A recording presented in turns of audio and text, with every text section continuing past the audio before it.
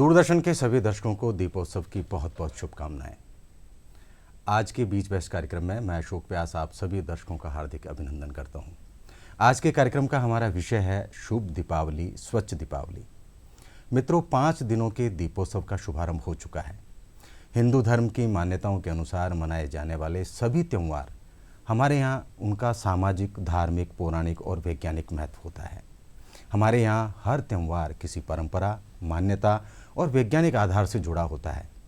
हर वर्ष कार्तिक कृष्ण पक्ष की त्रयोदशी से लेकर शुक्ल पक्ष की द्वितीया तक मनाए जाने वाले इस 5 दिवसीय दीपोत्सव का हमारे लिए पारंपरिक, पौराणिक, धार्मिक और वैज्ञानिक महत्व क्या है, इन सभी बातों को जानने और समझने के लिए आज हमारे स्टूडियो में आमंत्रित हैं ज्योतिषाचार्य डॉक्टर पूजा शर्मा।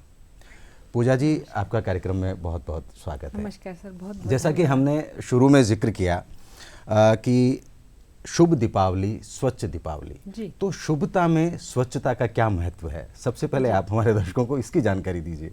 जी बिल्कुल, शुभता या स्वच्छता, मैं कहूँ दोनों एक ही सिक्के के दो पहलू हैं, क्योंकि जो शुभ है वो 100% सत्व भी है, सात्विक भी है और प्योर है वो। यानी शुभ ऐसा जो स्वच्छ है, प्योर है, जिसमें थोड़ी बहुत भी मिलावट की संभावना नहीं देखी जा सकती। हम कहते हैं, हमारे यहाँ कहा गया शिव संकल्प मस्तु, यानी ऐसा निरपेक्ष संकल्प की परिकल्पना करो जो सबसे अधिक शुभ हो।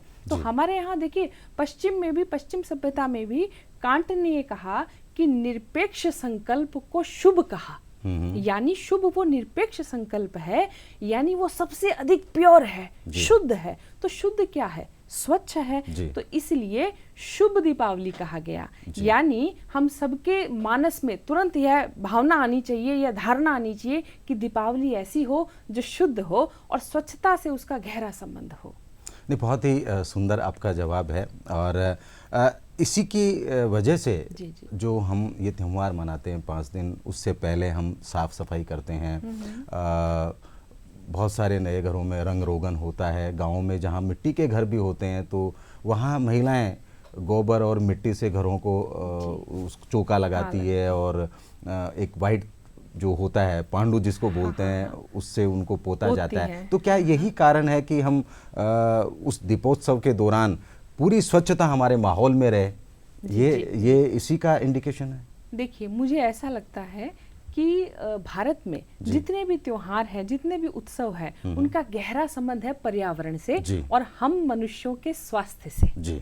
और दीपावली जब आती है कार्तिक मास की घोर अमावस्या अंधरात्रि में, तो आप देखिए, वैज्ञानिक तथ्य ये कहते हैं कि जो आपको अपने शरीर से या अपने घर से निकालना है, बाहर कर देना है, वो समय है अर्धरात्रि अमावस्या का। और जो आपको ग्रहण करना है, तो वैज्ञानिक तथ्यों के हिसाब से ब्रह्मांड में ऐसी ऊर्जाएं हैं कि मुझे ये ग्रहण करना है। जैसे मान लीजिए, मुझे मेरे स्वभाव में करुणा को ग्रहण करना है, तो उसका अधिकतम समय है पूर्णिमा। लेकिन निकाल बाहर करना है, मान लीजिए मुझे क्रोध को, द्वेष को निकाल बाहर करना है मेरे से, है ना, मेरे मन मुटाव को मेरे सामाजिक दायरे से बाहर कर देना है, उसका समय है अमावस्या। तो अमावस्या को ही दीपावली क्यों आती है? तो आप देखिए कि जितना भी घर का कचरा है, मैं कहती हूँ खाली घर का कचरा ही नहीं आपको बाहर फेंक देना है।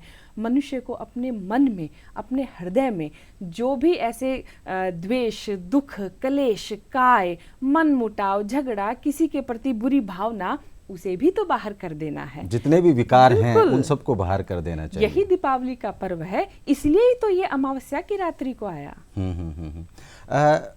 अच्छे स्वास्थ्य के लिए स्वच्छता का होना बहुत जरूरी है। और आपने दोनों तरह की स्वच्छता का जिक्र किया, बाहरी स्वच्छता और भीतर की स्वच्छता। बिल्कुल, क्योंकि भीतर की स्वच्छता अगर हम रखेंगे तो मन बहुत शांत और निर्मल होता है, और बाहरी स्वच्छता हम रखेंगे तो भौतिक रूप से भी हम देखते हैं तो पर्यावरण भी शुद्ध रहता है और मन में एक सहज शांति का अनुभव होता है। तो हमें यहाँ पे मैं आपको ये जरूर बताना चाहूंगी कि हमारे यहाँ किसी भी, आप देखिए, संकल्प जब लेते हैं किसी भी अनुष्ठान में, तो हमारे यहाँ यह मंत्र उच्चारित किया जाता है, ओम अपवित्रो पवित्रो वा सर्वावस्था गतोपि वा य स्मरेत पुंडरीकाक्ष स बाह्य अभ्यंतरा शुचि। यानी बाह्य अभ्यंतर दोनों शुद्धता, दोनों शुचिता को आपको ध्यान में रखना है। तो इसका संबंध हम दिवाली से जोड़ सकते हैं। बहुत ही खूबसूरत आपने हमारे दर्शकों को समझाई ये बात। पूजा जी, हम ये 5 दिनों का जो दीपोत्सव हर वर्ष मनाते हैं, इसका हमारी मान्यताओं के अनुसार क्या धार्मिक, पौराणिक और वैज्ञानिक आधार है, क्या इसका महत्व है, ये आप हमारे दर्शकों को बताइए। जी जी सर, देखिए पंच दीपोत्सव की जो परिकल्पना है भारत में, मैं कहती हूँ ये इतनी सर्वश्रेष्ठ परिकल्पना है कि 5 दिनों के अंदर जी आपको पूरे वर्ष की तैयारी कर लेनी है। इन 5 दिनों के अंदर आपको सुख, समृद्धि और वैभव जी इन 5 दिनों में आप पूरे वर्ष के लिए हासिल कर सकते हैं। जी। दूसरा, आपको क्या क्या, जैसे मैंने कहा कि क्या क्या आपको नहीं चाहिए अपने घर में, अपने मस्तिष्क में, अपने शरीर में और अपने हृदय में, तो वो सब पूरे वर्ष के लिए इन 5 दिनों में हम तैयारी करते हैं। जैसे आप देखिए कि ये जो काल रात्रि है, जैसे ही इस अंधरात्रि में चारों तरफ दीपक का प्रकाश फैलता है, अब ये तो नहीं कहा जा सकता कि किस मानव ने ब्रह्मांड के सूर्य और चंद्रमा के जो प्रकाश के प्रतीक हैं, तो किसने सबसे पहले ये सोचा कि मैं इन प्रतीकों को छोटे से दीपक में ले आऊं। लेकिन जब लाखों दीपक एक साथ जलते हैं तो मुझे लगता है कि मन के साथ साथ पूरे समाज का अंधेरा गायब हो जाता है। तो मुझे ऐसा लगता है कि जो पंच दीपोत्सव में है, ये वैज्ञानिक अवधारणा है कि हम मनुष्य हैं, पता नहीं किसके साथ पूरे वर्ष में क्या दुर्घटना हुई, क्या उसके साथ झगड़े हुए, क्या मनमुटाव हुआ, तो इन 5 दिनों में वो ये तैयारी करे कि मैं फिर से उठ खड़ा होऊंगा, मैं नई चेतना, नई ऊर्जा के साथ खड़ा रहूंगा और पूरे वर्ष मैं ऐसे ही चलता रहूंगा अनवरत। दूसरा, ये मैंने आपको बताया कि इस समय ब्रह्मांड में कुछ ऐसी ऊर्जाएं होती हैं, तो ये दिन बहुत श्रेष्ठ है आपको नई चेतना के लिए फिर से तैयार होने के लिए। हमारे भारत में पौराणिक मान्यताओं का बहुत अधिक महत्व है। जितने भी हिंदू त्योहार हैं, उत्सव हैं, उनका पुराणों से बहुत गहरा संबंध है। तो पौराणिक चर्चाएं तो हम बहुत सी कर सकते हैं, और हमारे यहाँ जितने भी प्रदेश और राज्य हैं भारत में, इन 5 दिनों में अलग अलग स्वरूप है दीपावली का, है ना। कहीं महाकाली पूजा विशेष है, कहीं पे लक्ष्मी जी का विशेष जो है स्वागत हो रहा है, उनकी पूजाएं हो रही हैं, कहीं पर ये वामन बलि की कथा के रूप में चल रहा है, कहीं पर ये श्री राम के आगमन की तैयारी है। तो ऐसी बहुत सी पुरानी कथाएं हैं, और मैं कहूँगी कि सतयुग, त्रेता युग और द्वापर में जब जैसे श्री कृष्ण ने, राम ने, और सतयुग में ऐसी भगवान ने अवतार लिए, उन सभी कथाओं का इन सब से जुड़ाव है।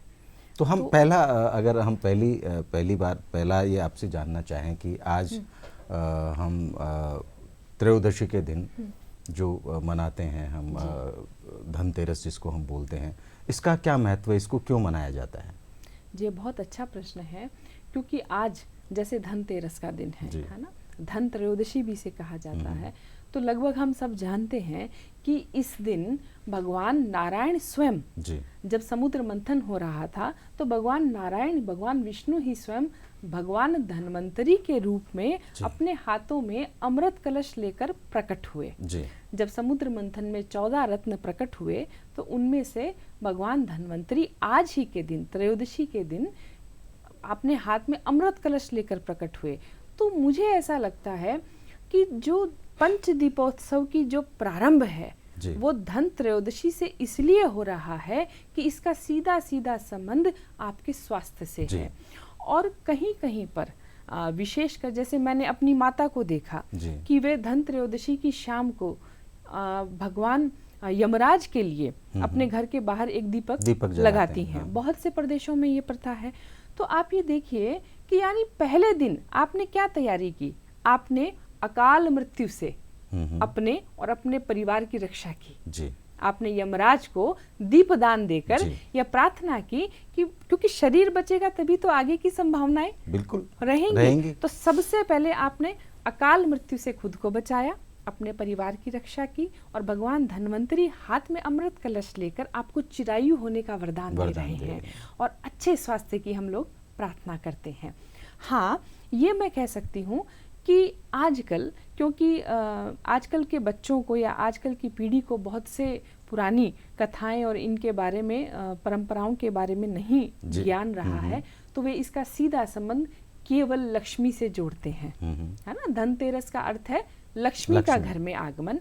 तो बहुत सी जगह पे ऐसा है कि भाई आज के दिन सोना, स्वर्ण या पीतल अथवा चांदी के कुछ सामान लाने चाहिए, और ये बहुत ही शुभ है जी, क्योंकि आप अपने घर में शुभता से शुरुआत कर रहे हैं। तो अवश्य ही कुछ ऐसे सामान जो हमारे शास्त्रों में बताए गए हैं, घर में इनका आगमन करना चाहिए। और जैसे कि महालक्ष्मी की आराधना से यह दिन शुरू हो रहा है, तो ये तो सर हम सब जानते हैं कि जब शरीर रहेगा तो इसके पोषण के लिए धन और धान्य की आवश्यकता तो पड़ेगी ही। इसलिए धन त्रयोदशी का महत्व है। आपने बहुत ही अच्छे अंदाज में ये बात बताई कि हमारी जो शुरुआत दीपोत्सव की होती है वो त्रयोदशी से होती है। अगले दिन जो हमारी चतुर्दशी होती है, जिसको हम छोटी दीपावली कहते हैं, इसका क्या महत्व है, इसके बारे में आप कुछ बताइएगा। देखिए, जो इसे छोटी दीपावली को यानी रूप चतुर्दशी या रूप चौदस और नरक चतुर्दशी के नाम से भी इसे बहुत सी जगह पे जाना जाता है। इस दिन ऐसा कहते हैं कि इसका सीधा सीधा संबंध है कि रूप चौदस यानी इस दिन स्त्रियां, विशेषकर स्त्रियां, मैं तो कहती हूँ पुरुष भी, लेकिन स्त्रियों का संबंध जोड़ा गया है सौंदर्य से, है ना। तो इस दिन स्त्रियां बहुत सुबह सवेरे उठ के, जैसा कि शास्त्र में विदित है, इस दिन तिल के तेल से स्नेहन करती है खुद को, क्योंकि ऋतु बदल रही है, शीत ऋतु का प्रारंभ है, तो जो त्वचा है वो उसमें रुक्षता आने लगती है, शुष्कता आना शुरू हो जाती है। तो तिल के तेल से स्नेहन करना, तरह तरह के उपटन तैयार करके खुद को उनका मर्दन करना, और फिर अच्छे से स्नान आदि करके स्त्रियां इस दिन सजती संवरती है। इसलिए इसका नाम रूप चौदस भी है। मुझे लगता है इसका भी सीधा सीधा संबंध स्वास्थ्य कारणों से ही है।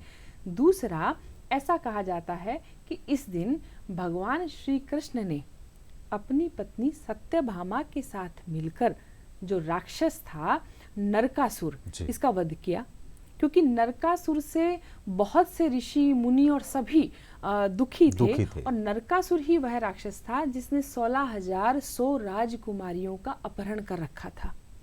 तो इन सब के पिता ने और ऋषि मुनियों ने कृष्ण भगवान के पास जाकर इनको अभय वरदान देने के लिए कहा, लेकिन नरकासुर को ये वरदान प्राप्त था कि उसका जो अंत है वो एक स्त्री ही कर सकती है। इसलिए श्री कृष्ण ने अपनी पत्नी सत्यभामा का साथ लिया और दोनों ने मिलकर राक्षस नरकासुर का वध कर दिया। इसके लिए भी इसका नाम है नरक चतुर्दशी। दूसरा, यहाँ पे सतयुग में भगवान वामन और बलि की कथा बहुत प्रचलित है, क्योंकि जो राजा बलि थे, आज ही के दिन उन्होंने राजा बलि से 3 पांव में भगवान वामन ने पूरी पृथ्वी नाप ली थी जी। तो राजा बलि ने उनसे यह प्रार्थना की कि आपने इन 3 दिनों में पूरे 3 पग में मेरी सारा साम्राज्य पृथ्वी ले ली है, तो मेरी आपसे बदले में यह प्रार्थना है कि आज के दिन आपका जो स्वरूप याद रखे, आपकी जो पूजा अर्चना करे, तो उसे और उसके पितरों को नरक का कभी भी वास नहीं हो। बहुत ही यानी उनके पितरों को नरक नहीं देखना पड़े। यानी अलग अलग मान्यताएं हैं, अलग अलग जगहों के अनुसार। तो इसी प्रकार से अगर हम अमावस्या की बात करते हैं, जिस दिन हम दीपावली का मेन जो है मुख्य उत्सव मनाते हैं, इसके बारे में क्या प्रचलित कथाएं और पौराणिक महत्व है? जी देखिए, अगर हम वैदिक साहित्य की बात करते हैं तो वैदिक साहित्य में कहीं दीपावली का या दीपावली जैसे शब्द का कोई जिक्र नहीं आता, यहाँ तक कि ब्राह्मण ग्रंथों में भी नहीं आता।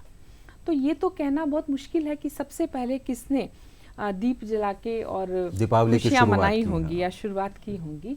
लेकिन हाँ, इसका सीधा सीधा संबंध एक तो इससे समुद्र मंथन की कथा से आता है, क्योंकि इसी दिन, दीपावली के इसी विशेष दिन, अमावस्या को ही महालक्ष्मी का प्रकट हुआ जी। तो महालक्ष्मी जब समुद्र मंथन से निकली तो सभी देवताओं ने उनका आरती किया, उनका दीप जलाकर उनका स्वागत किया और बहुत खुशियां मनाई जी। दूसरी कथा हम देखते हैं साहित्यों में त्रेता युग में जी।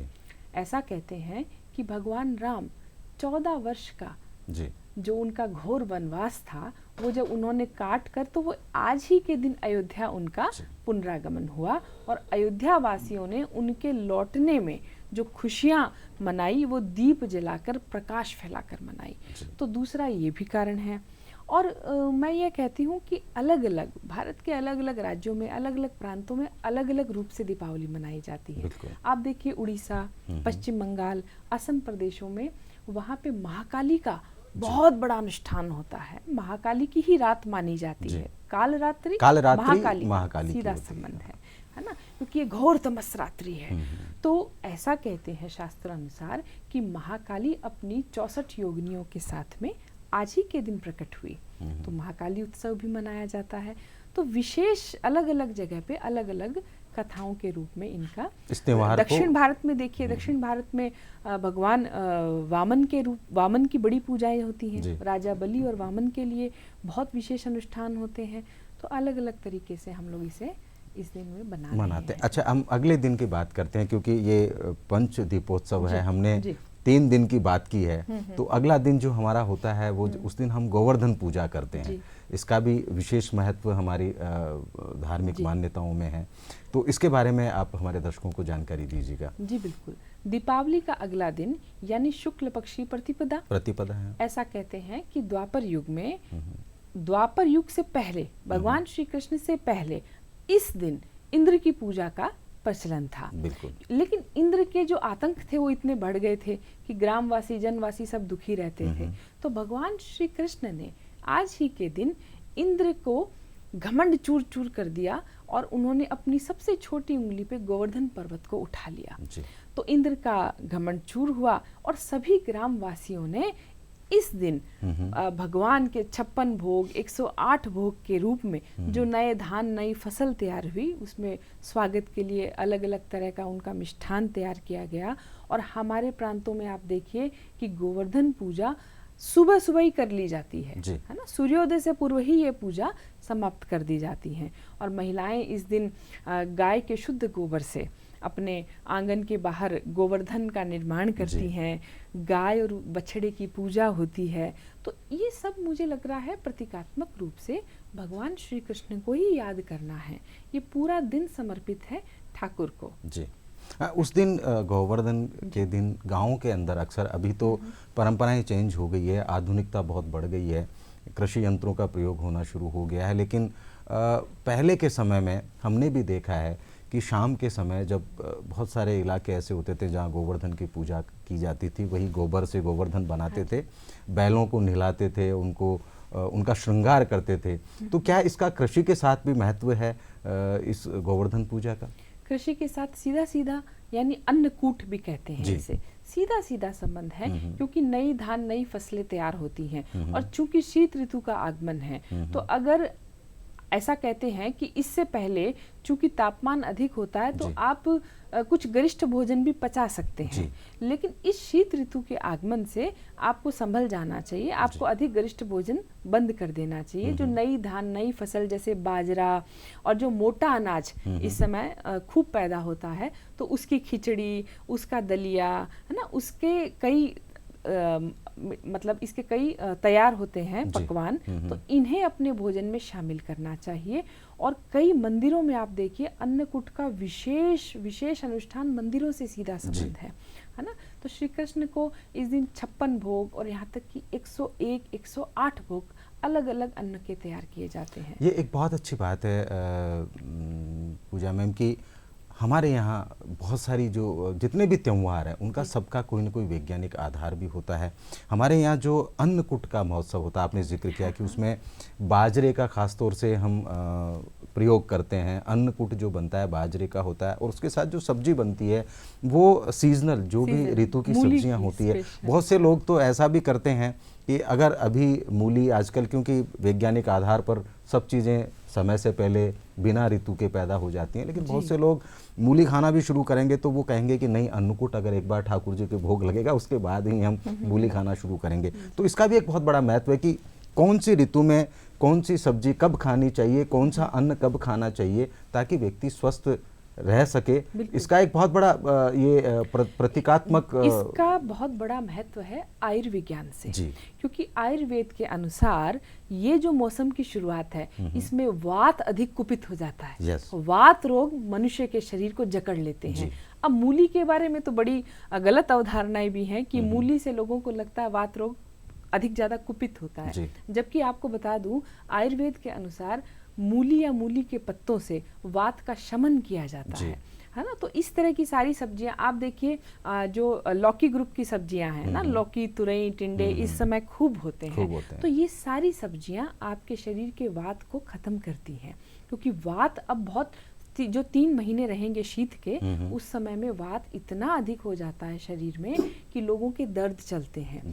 तो इसलिए भी इसका महत्व है। और मैं तो कहती हूँ अन्नकूट ही क्यों, मुझे बहुत अच्छा लगता है कि हमारे जितने भी उत्सव है, त्योहार है, उनका सीधा सीधा संबंध खान पान से है ना। यहाँ कोई, लेकिन फिर मैं आऊँगा उस विषय पे भी आऊँगा, वो आगे मैंने रखा हुआ है। लेकिन पहले हम जो पंच दीपोत्सव की बात कर रहे थे, हमने 4 दिनों की बात की, तो हमारा जो 5वां दिन है वो जिसको हम भाई दूज के नाम से मनाते हैं, उसके बारे में आप दर्शकों को बताइएगा। भाई दूज के लिए ये कथा बहुत प्रचलित है कि जो यमुना जी हैं और यमराज, ये भगवान सूर्य के पुत्र पुत्री हैं जी, और ये आपस में दोनों भाई बहन हैं। लेकिन ऐसा कहा जाता है कि यमराज अधिक ज्यादा व्यस्तता के कारण कभी अपनी बहन के घर नहीं जा पाते थे, और वे सदैव उनको बुलाती थी कि भाई कभी तो मेरे घर आओ और आतिथ्य स्वीकार करो। अचानक एक दिन यमराज अपनी बहन के घर पहुंच गए, और वो आज का ही दिन यानी भाई दूज का दिन था। तो यमुना जी ने अपने भ्राता का तिलक लगा के स्वागत किया, खूब अच्छा भोजन उनको पकाकर खिलाया, और प्रार्थना की, बदले में यह प्रार्थना की कि इस दिन मेरे घर आते रहना, और संसार के सभी भाई ऐसा वरदान दो कि जाकर अपनी बहन के घर जाएं और आतिथ्य स्वीकार करें। तो मैं कहूँगी कि ये बहुत अच्छा एक त्योहार है भाई दूज, जिसमें भाई बहन के संबंध को भुलाया नहीं गया है ना। आप देखिए त्योहारों में, उत्सवों की ऊर्जा में, उत्सवों के उल्लास में एक भाई बहन के संबंध को यहाँ पे किस तरीके से, विशेष तरीके से रखा गया है कि आप अपनी खुशियों में अपनी माता या अपनी भाई बहन के घर जाना ना भूल जाएं। मुझे लगता है कि इसका बहुत अच्छा ये कथा है। ये बहुत अच्छी बात है, क्योंकि जब रक्षाबंधन आता है, बहनें अपने घर पे आती हैं, लेकिन भाई दूज का एक ऐसा पर्व होता है जब भाइयों को बहन के घर जाना होता है जी, और अपना वो रक्षा सूत्र उनसे बंधवाना होता है।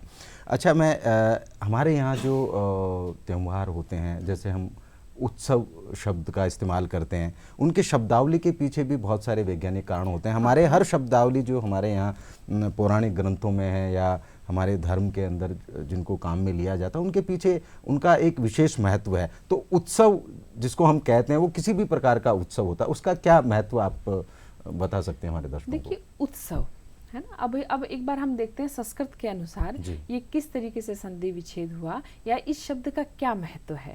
ये तो आपकी बात बिल्कुल सही है कि बिना अर्थ के हमारे यहाँ कोई बात नहीं की गई है ना, उसका गूढ़ अर्थ है। तो उत्सव देखिए 2 शब्दों से बना है, उत प्लस सवह जी, उत्सवः, उत प्लस सवह। उत का अर्थ है उत्क्रांतः, और सवह यानी दुख, वही विषाद जी, क्लेश। तो जिसके होने मात्र से सारा दुख उछल जाए, उत्क्रांत उछल जाना, खत्म हो जाना, उछल कर मिट जाना, जिसके केवल होने मात्र से सारा दुख, विषाद, क्लेश खत्म हो जाता है, गायब हो जाता है, वो उत्सव है जी। तो ये कितना हमारे यहाँ शब्दावली का वैज्ञानिक महत्व है, और पंच दीपोत्सव इसीलिए इसको कहा गया है। बहुत ही बेहतर तरीके से आपने दर्शकों को इस बारे में बताया। अच्छा पूजा जी, ये 5 दिन का जो दीपोत्सव हम लोग मनाते हैं, त्रयोदशी से लेकर के भाई दूज तक, इनमें कोई पूजा के विशेष विधान हैं? आमतौर पर जो आम लोग पूजा करते हैं, लेकिन आप चूंकि विषय विशेषज्ञ हैं, तो अगर कोई विशेष आराधना या विशेष पूजा आप हमारे दर्शकों के लिए बताने की कृपा करें। हम धनतेरस से ही शुरुआत करते हैं। ऐसे तो सभी अपने अपने परंपराओं के हिसाब से ये त्योहार मनाते हैं, और भारत में विभिन्न प्रदेश, विभिन्न राज्यों में इसकी अलग अलग मान्यताएं भी हैं। लेकिन थोड़ा बहुत जो मैंने अपने परिवार में देखा या धर्मशास्त्रों से जाना, तो धनतेरस के दिन, धन त्रयोदशी के दिन, चूंकि भगवान धन्वंतरी अपने हाथ में कलश लेकर आए थे, प्रकट हुए थे, तो इस दिन बर्तन यानी धातु का बहुत महत्व है ना। धातु ऐसी धातु तो जिसमें पीतल यानी वही शुभत्व जिसमें अधिक हो, तो पीतल हो गया, स्वर्ण हो गया, चांदी के धातु का बर्तन अवश्य इस दिन घर में लाना चाहिए।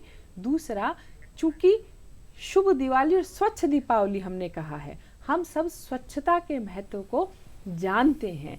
जहाँ स्वच्छता होती है वहाँ मन भी प्रसन्न रहता है, स्वास्थ्य भी अच्छा रहता है, और मैं कहती हूँ श्री का आगमन भी होता है, क्योंकि गंदी जगह तो लक्ष्मी जी नहीं आना चाहेंगी, इसलिए झाड़ू का अधिक महत्व है। ऐसा कहते हैं कि इस दिन अपने घर में झाड़ू अवश्य खरीद के लानी चाहिए, और जब शाम को आप पूजा करें तो कम से कम त्रयोदशी यानी 13 दीपक अवश्य प्रज्वलित करने चाहिए मुख्य द्वार पर, अपने रसोई में, जहां आप जलाशय जल जहां पे आप एकत्रित करते हैं, और अपने सभी कक्षों में, और जहां आप इकट्ठे होकर बैठते हैं वहां अवश्य इन 13 दीपकों को सजाना चाहिए। और जब पूजा का समय हो तो महालक्ष्मी की इसमें विशेष आराधना होती है त्रयोदशी के दिन। ये खास बात दर्शकों आपके लिए पूजा जी बता रही हैं कि हम आमतौर पर अमावस्या के दिन लक्ष्मी जी की पूजन करते हैं, मगर त्रयोदशी के दिन भी लक्ष्मी का खास महत्व होता है, क्योंकि आपने शरीर तो प्राप्त कर लिया है ना, शरीर प्राप्त हो गया, लेकिन इसके पोषण के लिए धन की आवश्यकता आपको सदैव रहेगी। इसलिए लक्ष्मी जी को इतना अधिक महत्व दिया गया पूरे पंचदीप उत्सव में। तो धनतेरस के दिन भी लक्ष्मी जी की पूजा होती है, लेकिन हाँ, हम लोग अक्सर भूल जाते हैं कि इस दिन भगवान धन्वंतरी की अवश्य पूजा करनी चाहिए, अच्छे स्वास्थ्य की कामना करनी चाहिए। और शाम के समय, क्योंकि यम के दीपक का दान होता है, तो यानी आप यह प्रार्थना करते हैं कि पूरे साल हमारे घर में कोई अकाल मृत्यु नहीं हो, कोई स्वास्थ्य से नहीं जूझे, और एक अच्छे स्वास्थ्य की कामना के साथ आप यमराज को अवश्य ही चौमुखी दीपक का दान करें। ये आप अपने घर के मुख्य द्वार के सामने करते हैं। और इस दीपक के अंदर आप जैसे जो ऋतुफल है, जैसे बेर है या कुछ मूली का कुछ भाग है, अथवा कोई चांदी का आपके पास सिक्का हो, तो वो अवश्य इसमें रखना चाहिए। और सुबह इसका ध्यान रखना चाहिए कि ये दीपक सुबह तक चलता रहे, और 4 या 5 बजे के आसपास, जब तक आप इस दीपक के साथ कोई छेड़छाड़ ना हो, इसका ध्यान रखना चाहिए। और वो जो आपने इसमें चांदी का कॉइन रखा था, ऐसी मान्यता है कि उसको उठाकर अपने घर लाना चाहिए। कई जगह तो मैंने कौड़ी भी देखी, जो पुराने जमाने में कौड़ियाँ चलती हैं, वो कौड़ी भी रखी जाती थी, तो उन्हें आप लाएं और अपने जहाँ पे उन्हें पहुँचकर, जहाँ आपका तिजोरी है या जहाँ आप धन एकत्रित करती हैं, उस स्थान पे उन्हें लाल कपड़े में बांध के रखना चाहिए। ये धन, समृद्धि और वैभव का प्रतीक है, और आपके घर में यह चिरायु के प्रतीक है, आपके सभी सदस्य चिरायु को प्राप्त हों। अच्छा, वैसे ही नेक्स्ट जो अपना अगला दिन होता है, उस दिन कौन सा खास पूजा का विधान है? जी, जो रूप चौदस के दिन है, तो मैंने यह बताया कि इसमें खासकर स्त्रियां जब सुबह जब बहुत जल्दी इसमें तिल के तेल से स्नेहन करेंगी, और तरह तरह के उपटन तैयार करते हैं बेसन से, हल्दी से, और उन तिल के तेल में उनको मिलाकर उनको शरीर पे उनका मर्दन करते हैं। और मैंने कई जगह इस रूप चौदस में ये भी देखा, यहाँ तक कि मेरे प्रांत में भी, राजस्थान में भी देखा, कि स्त्रियां उस दिन अपने जब स्नान करती है तो पाटे के नीचे एक तुम्बी फल रखती है और एक दीपक जलाती हैं। अब ये परंपराएं उनको उनके घर से ही मिली, लेकिन मैंने इसका सीधा अर्थ यह लगाया कि आज जो तुम्बी फल है बहुत कड़वा है, लेकिन उसके आयुर्विज्ञान के हिसाब से बहुत औषधीय गुण है। सही बात है। तो मुझे लगता है इसका संबंध फिर से स्वास्थ्य से है, और सारी नकारात्मकता वो दीपक और वो तुम्बी फल आपकी खींच ले। सारी नकारात्मकता का यहाँ शमन हो गया है, और आप नई ऊर्जा से फिर तैयार हो गए हैं। जी, इसका विशेष महत्व है। दूसरा, इस दिन ऐसा कहते हैं कि स्त्रियों को बहुत अच्छे से सुंदर वस्त्र पहन के तैयार होना चाहिए, क्योंकि आप ये देखिए कि पहले तो दीपावली का कोई धर्मशास्त्रों में जिक्र नहीं आता, लेकिन यक्षरात्रि का अवश्य आता है, और यक्षरात्रि विशेषतः कुबेर को समर्पित थी। तो कुबेर के लिए जो स्त्रियां होती थीं वो बहुत सुंदर, उनको प्रसन्न करने के लिए तैयार होती थीं और वे प्रकाश फैलाती थीं। तो हमारे यहाँ पूर्वजों ने एक विशेष बात कही है, तो मुझे लगता है वो यक्षरात्रि से ही उसका चलन हुआ कि जब आप दीपक रखते हैं, चाहे आप त्रयोदशी के दिन रखें, चाहे आप रूप चौदस के दिन रखें, चाहे आप दीपावली के दिन, तो जो घर की महिला है, जो घर की मुखिया हैं या बच्चियां हैं, उनके हाथ से अवश्य रखवाना चाहिए। बहुत अच्छी जानकारी आपने दी। ये खास बात है कि वो बच्चियां जो घर में होती हैं उनके हाथ से वो दीपक रखवाया जाए। सौभाग्य का प्रतीक जी। है। और अगला जो हमारी दीपावली होती है उस दिन जो आमतौर पे हम लोग पूजा करते हैं, लेकिन इसमें एक खास बात ये होती है कि रात को बहुत सारे लोग ऐसे होते हैं कि दरवाजे खुले रखते हैं कि लक्ष्मी का आगमन होगा। क्या इसके पीछे क्या कारण है? नहीं, लक्ष्मी का आगमन होगा, मुझे लगता है कि लक्ष्मी को देखिए, श्री सूक्त पकड़ते हैं हम, श्री सूक्त उठाइए, श्री सूक्त में लक्ष्मी को धरती कहा जी। तो मैं, ये तो आजकल की विडंबना है कि लक्ष्मी का अर्थ लोग समझ रहे हैं कि हमारी तिजोरियों में बंद रुपया पैसा। जी। तो केवल रुपया पैसे की संकुचित धारणा तक उसे मत सीमित रखिए। लक्ष्मी का बड़ा व्यापक अर्थ है। जी। क्योंकि सारा धन और धान्य भूगर्भ से ही आता है जी। पोषण के लिए, इसलिए धरती का बहुत अधिक महत्व है। तो धरती स्वरूपा लक्ष्मी, जी, पोषणकारी लक्ष्मी, यानी कि लक्ष्मी का स्वरूप अपन धरती से भी ले सकते हैं। आपने बहुत ही अच्छी जानकारी और बहुत नई जानकारी हमारे दर्शकों के लिए दी, इसके लिए हम आपका बहुत बहुत शुक्रगुजार करते हैं। बहुत बहुत धन्यवाद।